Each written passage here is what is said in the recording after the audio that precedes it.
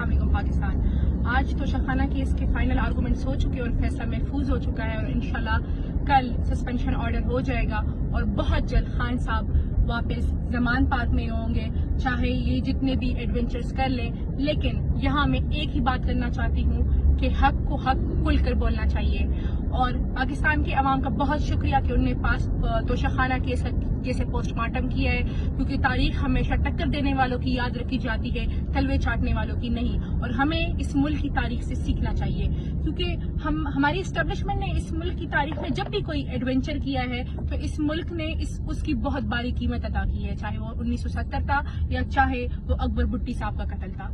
तो अभी हमें मजीद एडवेंचर के हम मुतहम्मिल नहीं हो सकते। हमें मिल बैठ के सोचना चाहिए कि हमने इस मुल्क का क्या करना है, क्योंकि इस मुल्क के अवाम तंग होकर सड़कों पे आ चुकी है।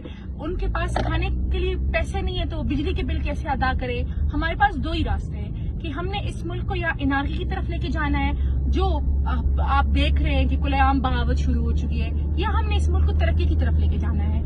तो इस मुल्क को अगर हमने तरक्की की तरफ लेके जाना है तो इस मुल्क की तरक्की सिर्फ एक ही सूरत में हो सकती है, जब कैदी नंबर 8